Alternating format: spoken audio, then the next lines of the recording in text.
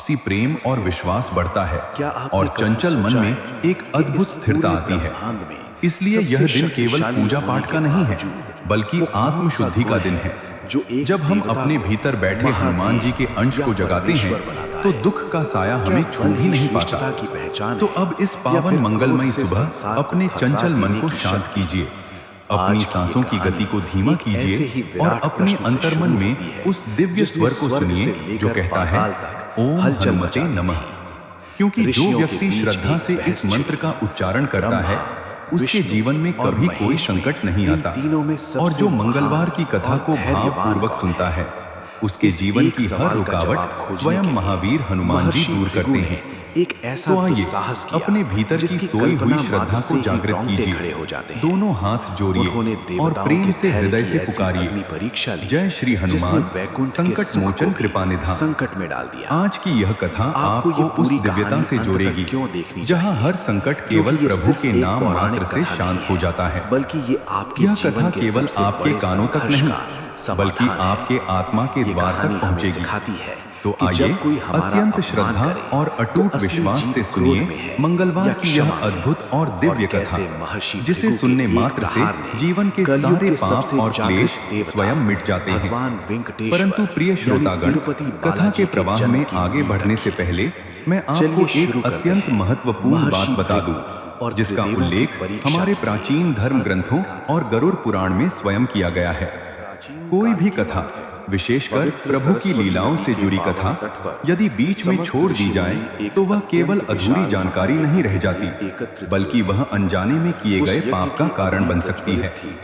जब हम किसी दिव्य प्रसंग को अधूरा छोड़कर उठ जाते हैं तो हमारा मन उस अधूरे सत्य को लेकर भ्रमित और विचलित हो जाता है और यही अधूरा ज्ञान आगे चलकर हमें गलत मार्ग की ओर ले जा सकता है। इसलिए मेरा आपसे विनम्र निवेदन है कि आज की इस मंगलमयी हनुमान कथा को अंत तक अवश्य सुनें। यह केवल एक कहानी नहीं बल्कि जीवन का वह पूर्ण ज्ञान है जो आपके हृदय में बैठे हर भय, हर शोक और हर बाधा को जड़ से मिटा देगा। यह कथा आपको बताएगी कि कैसे स्वयं पवन पुत्र हनुमान अपने सच्चे और दीन भक्तों के जीवन से बड़ा संकट हर लेते हैं और उनके कांटों भरे मार्ग को भी मंगलमय बना देते हैं। हो सकता है इस कथा का कोई एक छोटा सा प्रसंग, कोई एक करुण शब्द ही आपके जीवन की दिशा और दशा बदल दे। हो सकता है हनुमान जी की किसी लीला में छिपी कोई घटना आपके भीतर वह परम शांति और धैर्य जगा दे जिसकी खोज में आप बरसों से भटक रहे हैं। इसलिए इसे केवल सुनिए मत, बल्कि हृदय से आत्मसात कीजिए और अंत तक जुड़े रहिए। और यदि आप एक सच्चे सनातनी हैं तो यह आपका परम कर्तव्य है कि प्रभु की इस अपार महिमा को केवल अपने तक सीमित न रखें, बल्कि इसे अधिक से अधिक लोगों तक पहुंचाएं। क्योंकि जब एक भक्त भगवान की कथा सुनता है तो वह पुण्य अर्जित करता है, लेकिन जब वही भक्त उस दिव्य अमृत को दूसरों के साथ साझा करता है तो वह प्रभु की दृष्टि में विशेष स्थान पाता है और दोगुना पुण्य प्राप्त करता है। इसलिए प्रिय श्रोतागण, इस वीडियो को लाइक करें, अपने मित्रों और प्रियजनों के साथ साझा करें ताकि बजरंग बली की कृपा का प्रकाश हर अंधियारे घर में पहुंचे। और हमारे चैनल को सब्सक्राइब करना न भूलें ताकि हर सप्ताह आपको ऐसी ही दिव्य, प्रेरणादायक और जीवन की दिशा बदल देने वाली कथाएं निरंतर मिलती रहें। तो आप सब कुछ भूलकर अपने मन को उस राम भक्त के चरणों में समर्पित कर दीजिए और श्रद्धा से बोलिए, जय श्री राम, जय हनुमान। बहुत समय पहले की बात है, भारतवर्ष के एक अत्यंत सुंदर और मनोरम गांव में, जिसका नाम रामेश्वर था, वहां एक दंपत्ति निवास करते थे। रामेश्वर गांव प्राकृतिक सुंदरता से सराबोर था, जहां चारों ओर हरियाली, लहलहाते खेत और पक्षियों की मधुर चहचहाहट गूंजती थी। इसी गांव में रामदीन नाम का एक व्यक्ति अपनी पत्नी राधा के साथ रहता था। रामदीन और राधा दोनों ही सरल हृदय के, परिश्रमी और अत्यंत संतोषी स्वभाव के थे। उनके पास धन दौलत की कोई बड़ी कमी नहीं थी। भगवान की कृपा से उनके पास अपने खेत थे, एक सुंदर सा घर था और गांव के लोग भी उनका बहुत सम्मान करते थे। लेकिन इन सब सुखों के बीच उनकी सबसे बड़ी शक्ति थी उनकी अटूट भक्ति। रामदीन और राधा दोनों ही संकट मोचन हनुमान जी के अनन्य भक्त थे।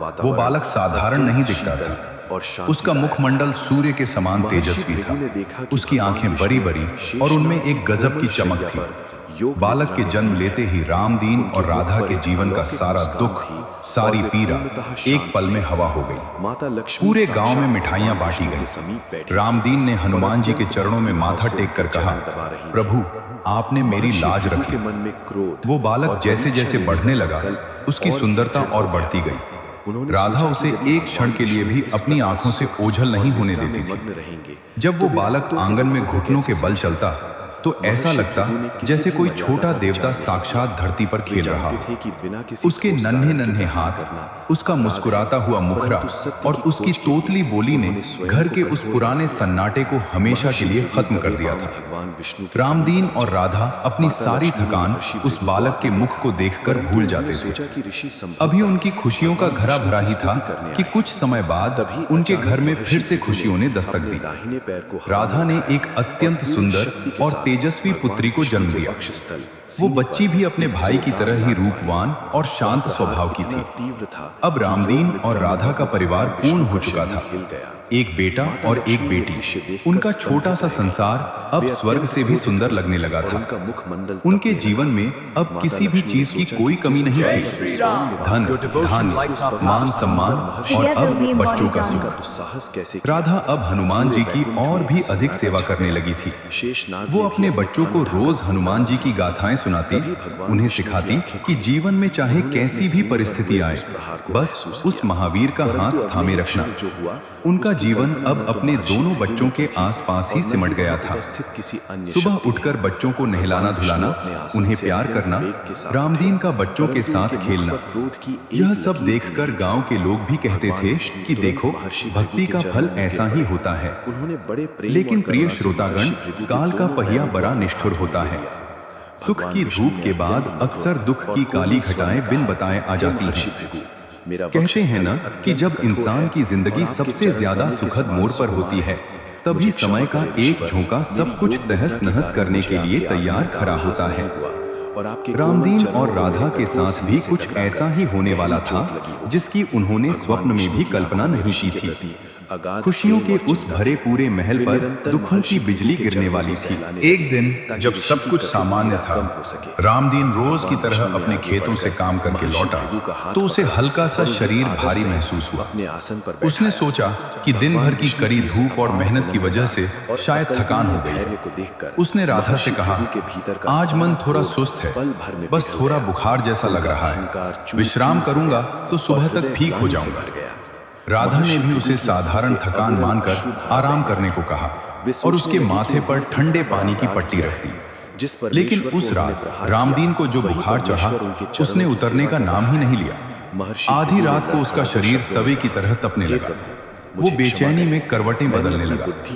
राधा डर गई। उसने गांव के वैद्य को बुलाया, जड़ी बूटियां दी गईं, लेकिन रामदीन की हालत बिगड़ती ही गई।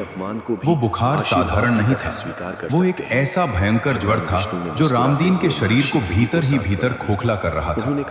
अगले 2-3 दिनों में रामदीन इतना कमजोर हो गया कि वह बिस्तर से उठने लायक भी नहीं रहा। उसकी तेजस्वी आंखें अंदर धंस गईं और उसका शरीर पीला पड़ने लगा। राधा और दोनों बच्चे उसके बिस्तर के चारों ओर बैठकर दिन रात रोते और प्रार्थना करते। छोटा बालक अपने पिता का हाथ पकड़कर कहता, पिताजी उठिए ना, चलिए मेरे साथ खेलिए। लेकिन रामदीन की तरफ से कोई जवाब नहीं आता। वो बस अपनी धुंधली आंखों से अपने मासूम बच्चों को देखता और उसके गालों पर आंसू लुढ़क जाते। उसे अपनी मृत्यु का आभास होने लगा था और उसे सबसे ज्यादा चिंता अपने उन छोटे बच्चों और अपनी भोली पत्नी की थी। पूरा घर जो कल तक खुशियों से चहक रहा था, अब सन्नाटे और सिसकियों की भेंट चढ़ गया था।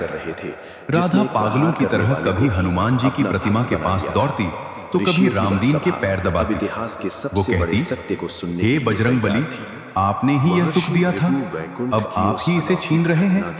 मेरे सुहाग की रक्षा कीजिए प्रभु, मेरे बच्चों को अनाथ मत होने दीजिए।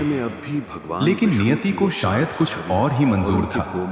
बुखार का प्रकोप इतना बढ़ा कि रामदीन की चेतना लुप्त होने लगी। एक भयावह काली रात जब बाहर मूसलाधार बारिश हो रही थी और बिजली करक रही थी, रामदीन ने अपनी पत्नी और बच्चों को आखिरी बार करुण भरी नजरों से देखा और हमेशा के लिए अपनी आंखें मूंद ली। रामदीन की मृत्यु के साथ ही उस घर की खुशियां, उसकी रौनक और उसकी सुरक्षा का कवच सदा के लिए टूट गया। राधा के ऊपर दुखों का पहाड़ टूट पड़ा। वो दहाड़े मार मार कर रोने लगी। उसे विश्वास ही नहीं हो रहा था कि जो रामदीन कुछ दिन पहले तक बच्चों को अपने कंधों पर बिठाकर घूमता था, वो आज एक बेजान शरीर बनकर पड़ा है। गांव में सन्नाटा पसर गया। हर कोई उस अभागे परिवार की स्थिति देखकर दुखी था, लेकिन समय किसी के लिए नहीं रुकता। रामदीन का अंतिम संस्कार कर दिया गया और पीछे रह गई राधा और उसके दो छोटे छोटे मासूम बच्चे, जिन्हें अभी यह भी नहीं पता था कि मृत्यु क्या होती है और उनके पिता उन्हें छोड़कर कहां चले गए हैं। प्रिय श्रोतागण, रामदीन की मृत्यु ने जैसे उस हंसते खेलते घर की चूलें हिला दी थी। वो आंगन जहां कभी बच्चों की किलकारियां और हनुमान चालीसा के पाठ गूंजते थे, अब वहां केवल सन्नाटा और राधा की सिसकियों की आवाजें आती थीं। एक माँ के लिए इससे बड़ा दुख और क्या होगा कि उसके सिर से सुहाग का साया उठ जाए और सामने दो नन्हे मासूम बच्चे हों, जिन्हें अभी संसार की ऊंच नीच का ज्ञान भी नहीं है। राधा के पास शोक मनाने का भी पूरा समय नहीं था, क्योंकि पेट की भूख और बच्चों का भविष्य उसके सामने एक विशाल प्रश्न चिन्ह बनकर खड़ा था। शुरुआत में तो कुछ दिन पड़ोसियों ने सांत्वना दी, लेकिन धीरे धीरे सब अपने अपने कामों में व्यस्त हो गए। समाज का चेहरा बड़ा अजीब होता है। जब आप सुखी होते हैं तो सब साथ होते हैं, लेकिन दुख की घड़ी में साए भी साथ छोड़ देते हैं। रामदीन ने जो थोड़ी बहुत जमा पूंजी रखी थी, वह उसकी बीमारी और अंतिम क्रियाक्रम में समाप्त हो गई। अब राधा के सामने सबसे बड़ी चुनौती थी अपने बच्चों को भूखा न सोने देना। राधा, जो कभी अपने घर की लक्ष्मी थी और जिसके इशारे पर घर के काम होते थे, अब उसने दूसरों के खेतों में मजदूरी करना शुरू कर दिया। वह सुबह सूरज निकलने से पहले उठती, घर का सारा काम निपटाती, बच्चों के लिए जो भी थोड़ा बहुत रूखा सूखा होता उसे तैयार करती और फिर निकल जाती कड़ी धूप में काम करने। वह दूसरों के खेतों में हल चलाए जाने के बाद निराई गुराई करती, भारी गट्ठर ढोती और पसीने से तरबतर होकर शाम को घर लौटती। उसकी ममता का कोई अंत नहीं था। अक्सर ऐसा होता कि मजदूरी में जो थोड़ा अनाज या पैसे मिलते, वो उससे बच्चों के लिए दूध या भरपेट भोजन का प्रबंध करती, लेकिन खुद के लिए अक्सर कुछ नहीं बचता था। वो पानी पीकर सो जाती या सूखी रोटी का एक टुकड़ा खाकर संतोष कर लेती। जब उसके बच्चे पूछते, माँ आपने खाना क्यों नहीं खाया, तो वो अपनी ममता भरी मुस्कान के साथ कहती, बेटा मेरा मन आज भरा हुआ है, तुम खा लो, तुम खाओगे तो मेरा पेट अपने आप भर जाएगा। यही तो एक माँ की शक्ति होती है, जो अपनी भूख को मारकर बच्चों की मुस्कान में अपना पेट भर लेती है। लेकिन समाज के कुछ लोग उसे वहां भी चैन से नहीं रहने देते थे। विधवा होने के कारण उसे अपशकुन माना जाने लगा। कोई उसे ताने मारता तो कोई उसे काम देने से कतराता, लेकिन राधा ने हार नहीं मानी। वो मन ही मन हनुमान जी को याद करती और कहती, हे बजरंग बली, मुझे बस इतनी शक्ति देना कि मैं अपने बच्चों को एक अच्छा इंसान बना सकूं। मेरे हिस्से का दुख मुझे दे दो, पर इन मासूमों पर अपनी कृपा बनाए रखना। धीरे धीरे वक्त बीतता गया, लेकिन संघर्ष कम होने के बजाय बढ़ता ही गया। लगातार कड़ी मेहनत, मानसिक तनाव और कई दिनों तक भूखे रहने के कारण राधा का शरीर धीरे धीरे जवाब देने लगा था। उसका वह तेजस्वी चेहरा अब पीला पड़ चुका था। हाथ पांव में वो पहले जैसी ताकत नहीं रही थी, लेकिन फिर भी वो अपनी बीमारी को छुपाकर काम पर जाती रही। वो जानती थी कि जिस दिन वह बिस्तर पर गिर गई, उसके बच्चों का क्या होगा। एक दिन दोपहर की चिलचिलाती धूप में खेत में काम करते समय राधा को अचानक चक्कर आया और वह गिर पड़ी। साथ ही मजदूरों ने उसे घर पहुंचाया। उसे बहुत तेज बुखार था, बिल्कुल वैसा ही जैसा रामदीन को हुआ था। जब बच्चों ने अपनी माँ को इस हालत में देखा तो वे सहम गए। छोटा भाई अपनी बहन का हाथ पकड़कर माँ के सिरहाने बैठ गया। वो अपनी माँ का माथा सहलाता और कहता, माँ उठो ना,